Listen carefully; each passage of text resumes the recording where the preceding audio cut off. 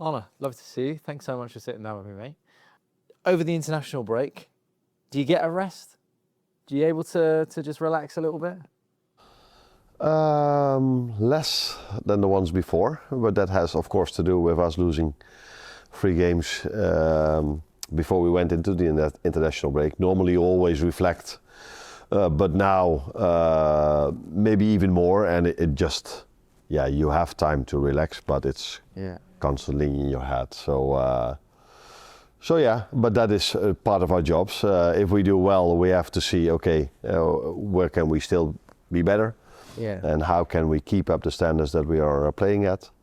And now it was more finding out where we can improve, because if you lose 3 games in a row, it's clear that we do have to improve certain things. Yeah, I always imagine for a Premier League manager, when there's an international break, is it the case of, are you trying to watch the games where your players are playing in, or is it just, please just don't come back injured?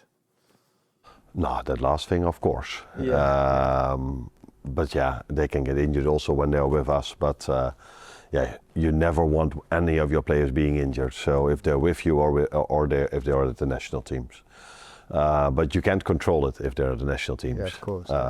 It's maybe a different way of training. So you're always a bit afraid if they will come back without an injury. But I don't watch many games of the players because we have so many, and many of them play at the same time, so it's hard to see the live games. I do watch goals, assists, highlights, and these are also things we show them when we come back together, that we show to the team what every individual did for his national team. Oh, right, okay. And that's quite a nice little confidence booster. I like that as well. That's nice.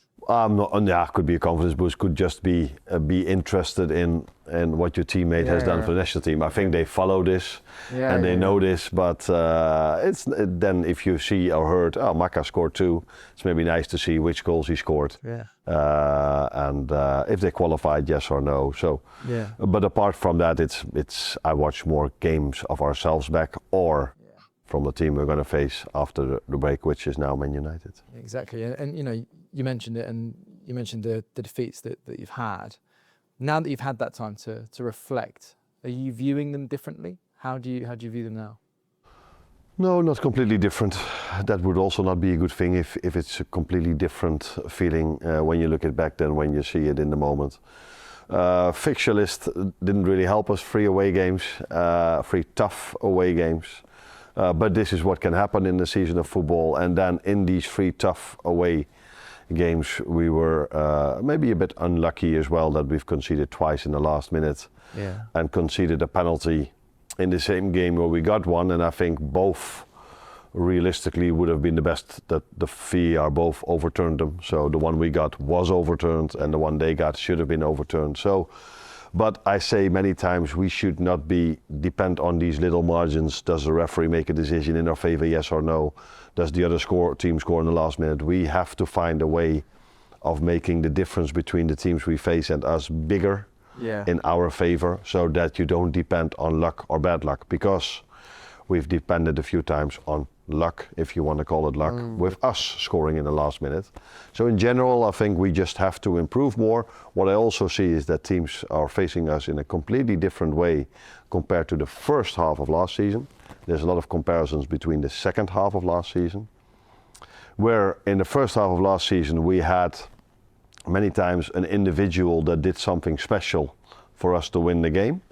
That didn't happen as much anymore in the second half of last season, but then we relied on 7 or 8 set-piece goals. Where now we've conceded 4 set-piece goals, not scored 1.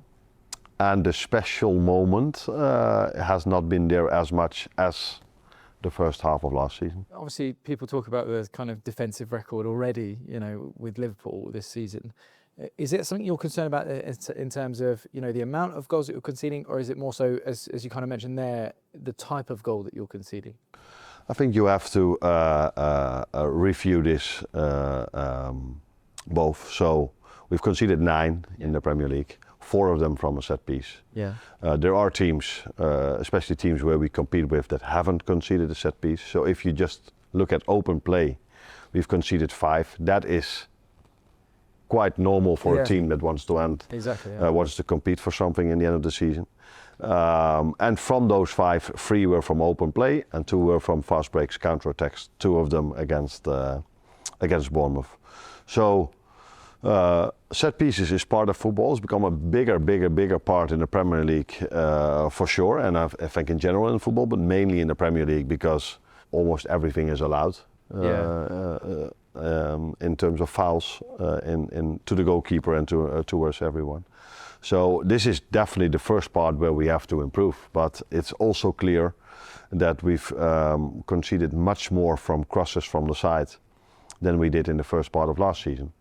And for me, there's a clear reason why this is, but that's something I will first share with my players instead of over here. Yeah, absolutely. Yeah, I mean, what have you made of it as well? Because there was a lot of pundit reaction to the end of the Palace game and certainly the end of the Chelsea game about, I guess, the manner of the match.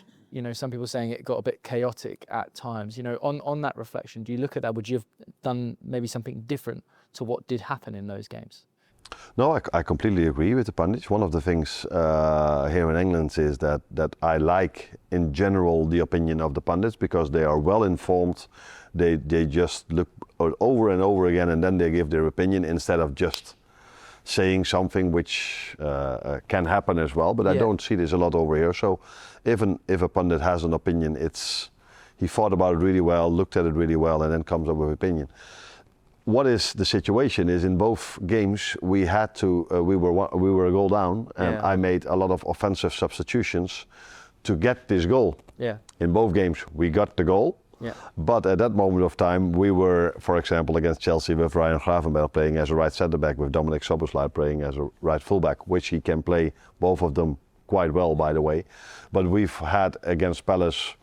There were hardly any defenders on the pitch anymore when we were scoring the 1-1 and we still had to defend in the last few minutes. Both games we were close to winning it as well, maybe even closer to winning it than to losing it. But yeah, the downside of making so many offensive substitutions coming back into the game, which we twice did, is that you can be vulnerable, for example, against Palace with a set piece, long throw in. Yeah, I've brought in Rio and Ngoma. So yeah, he was one of the players that lost the duel. These things are part of making offensive substitutions. But we've won a lot of times by us doing this, and it's better to win one than to have 2 draws. And win one, lose one, or to have 2 draws. Yeah, one of those offensive substitutions, obviously, that came into the game as well, even at Chelsea, was obviously Florian Wirtz. A lot of chat has been made about, obviously his transfer here and the money that was spent on him. Do you think he thought it would be easier to adapt to the Premier League than he's found it so far? It's the way you look at it. If you've been brought in for so much money, people look mainly at goals and assists. Yeah.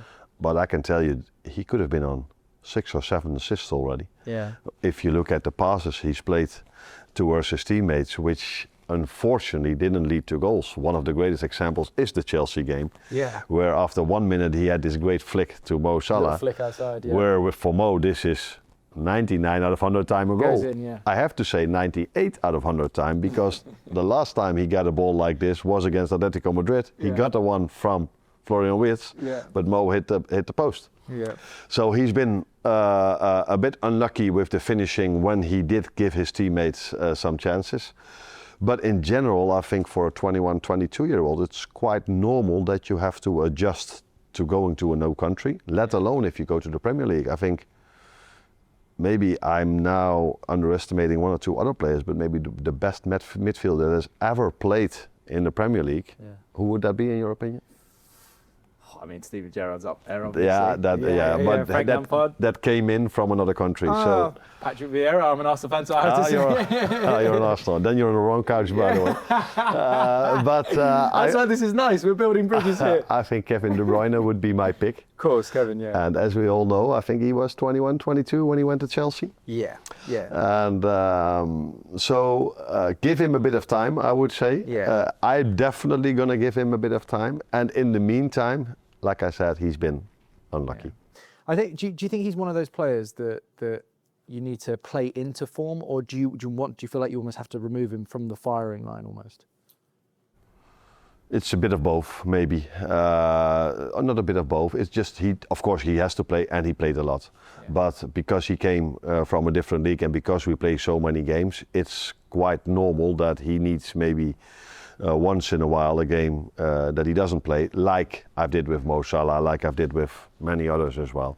But for him to get the best out of him, it's of course necessary for him to play. Yeah. And that's what he did, and that's what he's going to do in the upcoming weeks for sure. Fantastic. Arne, good luck. You're welcome. Thank you, mate.